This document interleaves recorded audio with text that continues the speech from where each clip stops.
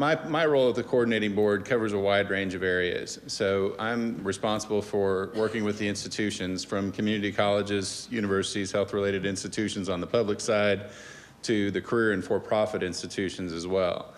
And one of the largest areas that we deal with is the preparation of new degree programs.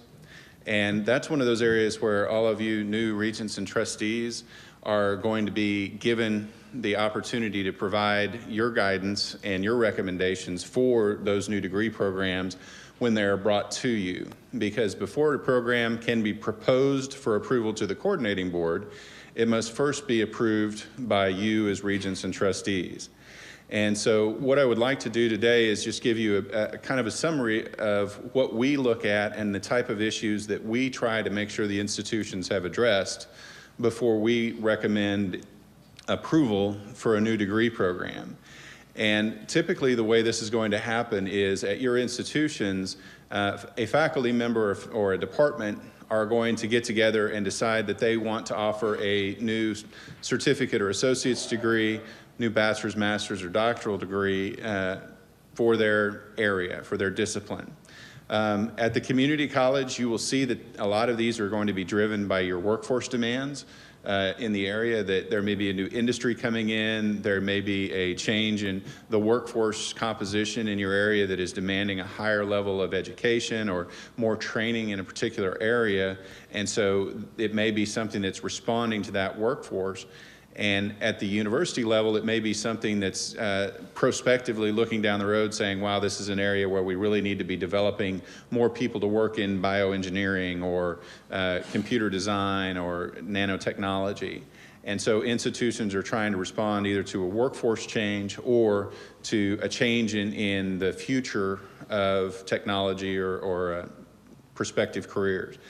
And so when they develop these programs, they're looking at it from a certain perspective of what do these students need to know and be able to do when they finish our program. And so they're developing learning outcomes, they're developing a curriculum, they're developing the courses for that program, and they're trying to figure out the best way to get these students educated in the topics that they need to be successful in that position or in that field, so that they can be successful and become employed, hopefully.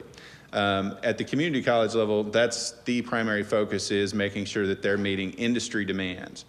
And so when it comes to you all as regents and trustees, they have prepared information on the workforce training requirements, why the industry needs this, what type of resources are going to be required in terms of new expenditures for materials, for new equipment, for new facilities, for new labs. It's very different to develop a new bachelor's degree in chemistry as opposed to developing a new bachelor's degree in, say, English. Obviously, in chemistry, you're going to need significant laboratory space, although with online technology and information technology, we are beginning to have fewer of those requirements because students can do in a virtual environment almost as much as they can do face-to-face in a chemistry lab. But they're going to be coming to you and they're going to be explaining what the demand for the program is. They're going to be explaining why they feel like they have the resources at the institution to develop that program, and they're going to be telling you about what faculty resources they have in terms of who can teach those programs. What I'd like to encourage you to do as regents and trustees when you're looking at proposals for new degree programs is also consider the fact that you have a lot of existing degree programs. In terms of the resources that an institution has to expend on new degree programs, I think we can all appreciate that if you have a finite amount of resources and you go to add a new degree program that requires additional resources, something's got to give somewhere else. And what I'd like to encourage you to do is make sure that when you're considering these new degree programs, that you're also considering the quality and the competitiveness of your existing degree programs and certificates. Because I think one of the challenges that we face is when we come in and we're considering a new degree program, we're talking about trying to increase the opportunities for students. And we have to consider the fact that we already have students filling our degree programs and filling our certificate programs, that we have an obligation to meet their needs in those existing programs before we try to expand into a new degree program. And if we're going to deal in times of restricted resources, and I think all of us would agree that at least in the last 15 years, we've never been completely satisfied with the amount of resources that we have at our institutions, I think it is absolutely imperative that you all, as leaders in the communities and in your institutions, take a very close look at what's the most important. Is it more important for me to raise the quality and the competitiveness of an existing degree program so that those students who are already in our institution and already trying to earn their degree have a better opportunity to be competitive in the marketplace? Or is it more important to add another degree and try and raise those students' opportunities to be competitive in the marketplace? Can we do both at the same time? And if we add this program, are there other programs that are going to have to reduce the amount of resources they have to support this new degree program? And what are the considerations there? So that's my soapbox for you for the day, but I just want you all to be thinking about this. Your presidents and provosts and chief instruction officers are thinking about these things, and as it comes to you as trustees and regents, I hope you'll consider it as well and ask some of those questions of the folks presenting the new degree programs and certificate programs. The second aspect is we are moving to develop better reviews of existing degree programs, and the coordinating board staff are going to be developing an existing program review for the associate and baccalaureate level that will be done on a 10-year basis. Every degree program in your inventory, in all of your inventories, is going to be reviewed on a data-driven, strict quantitative basis for comparison's sake, because we want you all and your faculty and administrators to be able to evaluate, okay, if I have an associate's degree in applied technology of some type, how are my students doing? How are my programs doing compared to other associates of applied technology at other institutions? Am I graduating? Am I getting students through the program in a similar period of time? Am I graduating a comparable number? Is the percent graduation rate similar? How are we doing compared to other programs of a similar nature? And to be able to break that down similar to the items in the accountability system, we're just taking it down from the institutional level down to the programmatic level. And once we get all of the data sets put together for those associate and baccalaureate degrees, we will provide that information to you all so that you can go in and over a 10-year period, we will have provided data on every degree program that you have in your inventories at the associate and baccalaureate level. At the university level and the health science center level, we're also doing a similar thing with the master's and doctoral programs in that they are going to be on a 7-year review cycle. Every degree program at the master's and doctoral program will be given not only a quantitative review in terms of the data and the way the program is functioning in terms of outputs and graduates and time to degree and those type of things, but will also be required to undergo an external site review. And for those of you that may be new to the area in higher education, the external site review is how we do accreditation, it's how we do programmatic reviews, it's how we do assessments of quality and excellence.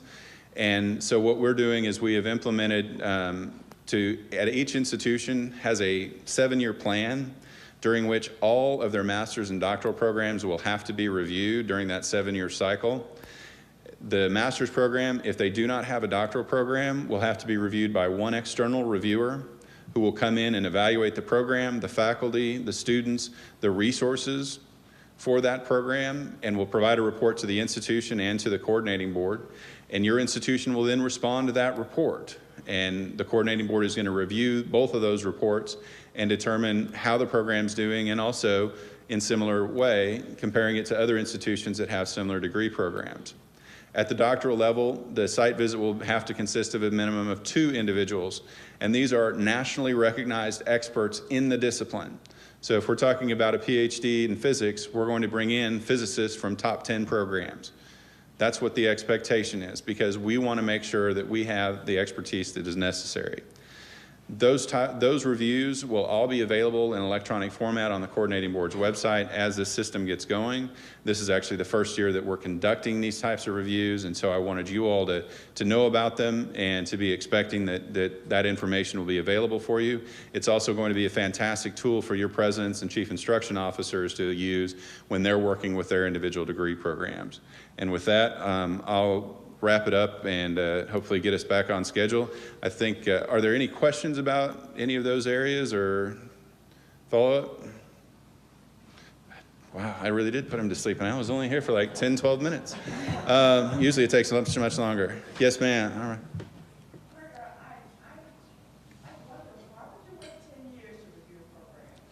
Well, it is a long time.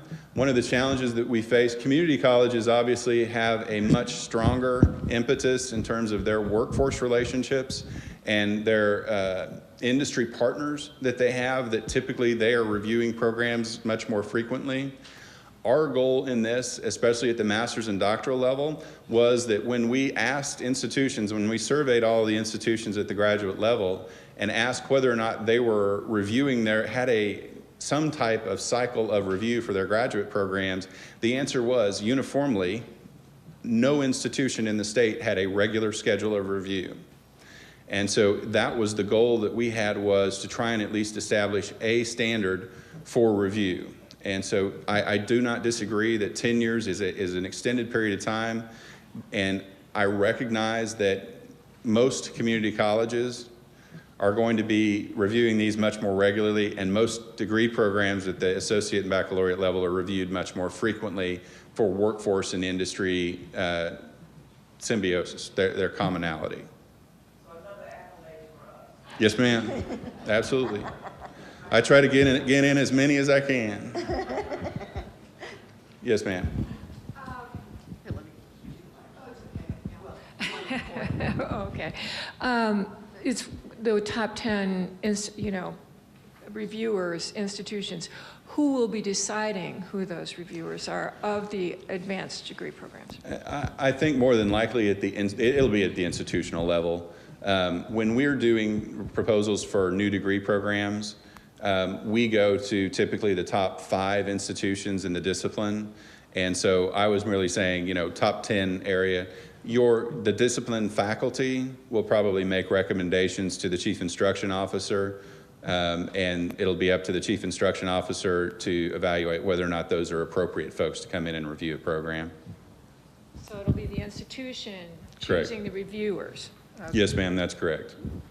Yeah, I'm afraid we don't have the resources to be able to do that statewide.